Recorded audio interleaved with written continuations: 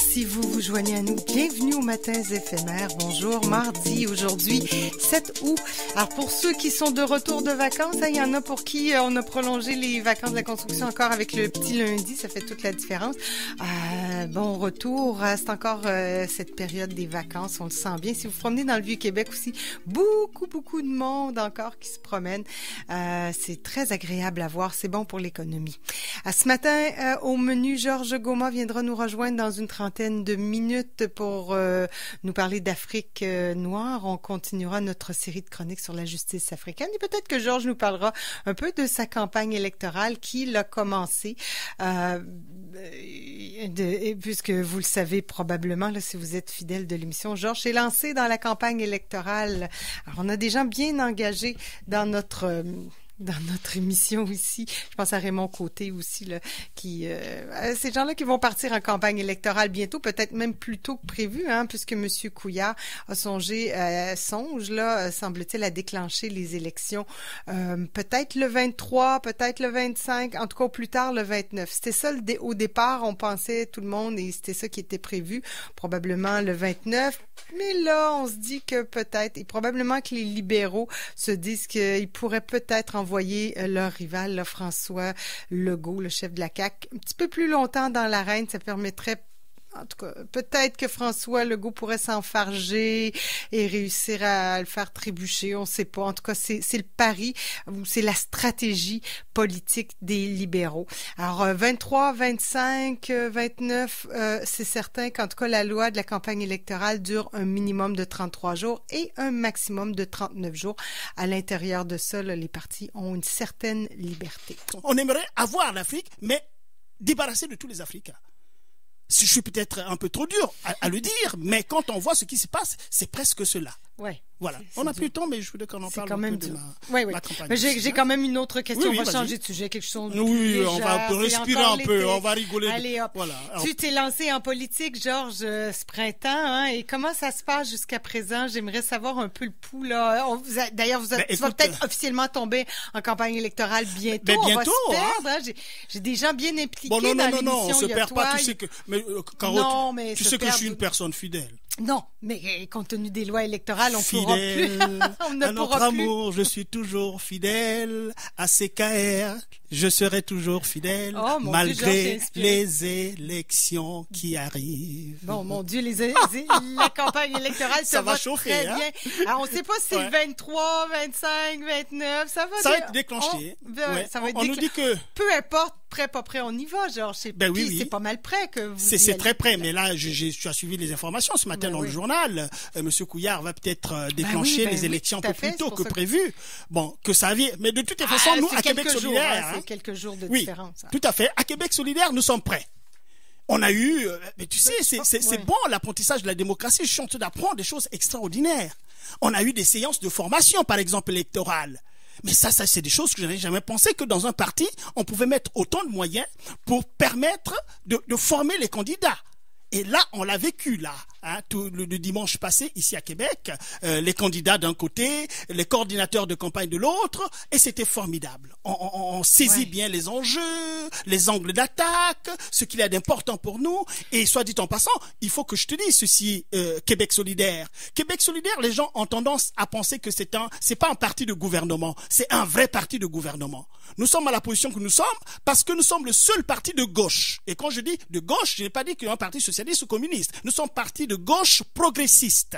Et les valeurs que nous défendons, Caro, mais c'est les valeurs qu'il faut maintenant quand on a vu la politique comme ça s'est passé depuis très longtemps avec des élites qui se sont succédées au pouvoir jusqu'aujourd'hui, Caro. Attends, moi, je vais me faire le porte-parole de Raymond Côté qui est aussi, qui fait partie du NPD. Le NPD aussi progressiste. Qui est aussi progressiste. Bien sûr, mais on a des rapports avec québécois le NPD. Aussi, quand même. Absolument.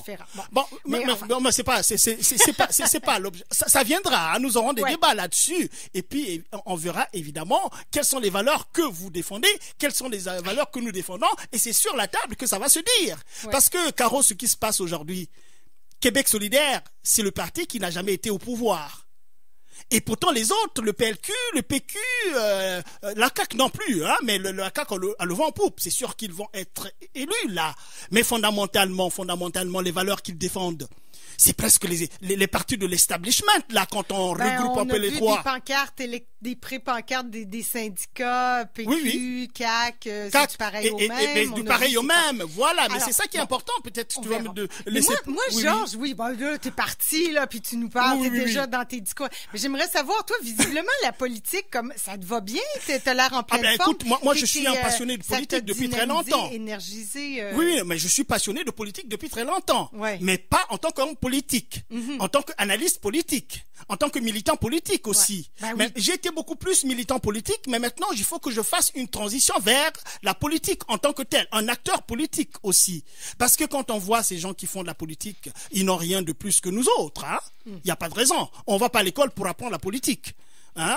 On est ce qu'on est, et puis quand on s'intéresse, on a un mot à dire, on se lance en politique. Parce que c'est ça l'engagement, c'est ça la participation. C'est ce qu'on veut déjà, c'est des citoyens qui s'impliquent, c'est des gens, c'est ça qu'on veut de nos politiciens, des hommes, des femmes de cœur, de cœur, absolument. Surtout les femmes, les hommes et les femmes de cœur. Parce qu'aujourd'hui, quand on voit la façon dont notre planète évolue, notre monde évolue, on a suffisamment de raisons d'être inquiet. D'être inquiet parce que depuis un temps, mais c'est le libéralisme. Caro, c'est le libéralisme, c'est le capitalisme, pour tout le dire. Et on voit même que dans les idées défendues par le PQ, la CAQ et le PLQ, c'est les mêmes idées. Et tout le temps, ils vont parler de quoi? De changement. Là, on parle de changement. Mais de quel changement vous parlez? Puisque vous avez toujours fait les mêmes choses et vous parlez de changement. Le vrai changement, c'est Québec solidaire, qui fait une proposition, qui a une offre politique qui est enracinée, n'est-ce pas, dans la transition écologique. Et aujourd'hui, on parle de cette transition écologique, qui est enracinée dans le féminisme. Et aujourd'hui, nous avons besoin de ce féministe-là, qui est enraciné dans l'égalité sociale, l'équité sociale. Et nous avons besoin d'équité sociale dans notre société. Eh bien, laissez Québec solidaire gouverner ce pays pour une fois, pour voir ce dont il est capable, qu'ils sont capables. Parce que, Caro, je suis désolé de prendre un peu ce temps-là parce que c'est très très important. Il faut que les gens apprennent à bien regarder l'offre politique des uns et des autres et de saisir qu'est-ce qui a changé et qu'est-ce qui n'a pas changé. Qu'est-ce que les gens proposent et qu'est-ce que les gens font. Chez nous, nous disons ce que nous allons faire et nous ferons ce que nous avons dit.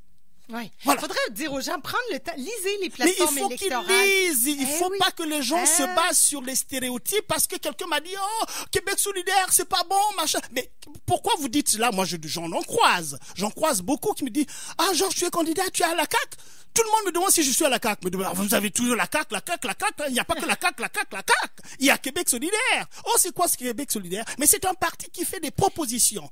Qui sont fortes, qui sauveront la planète et aussi au Québec avec les problèmes que nous avons ici. Un bon porte-parole, Georges. Il faudra bien.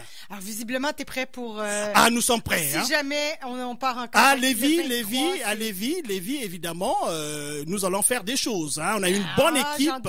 On a une bonne équipe qui est déjà en place, d'ailleurs. J'ai reçu le soutien des deux anciens candidats, le docteur Yves Bonnier et puis Valérie Guyotot, qui me soutiennent, et puis voilà, que j'ai rencontré avec beaucoup de plaisir, et qui me soutiennent dans cette aventure. Merci Georges. 2 combats, le Congo et Lévis. Oui, on peut le dire. Okay. Oui, on peut dire, mais il faut faire la politique. On aura le temps de refaire des chroniques. Oui, mais là où on est, là où j'ai mes pieds installés, j'avais vu ça. Si j'avais vu bien avant, ce serait bien.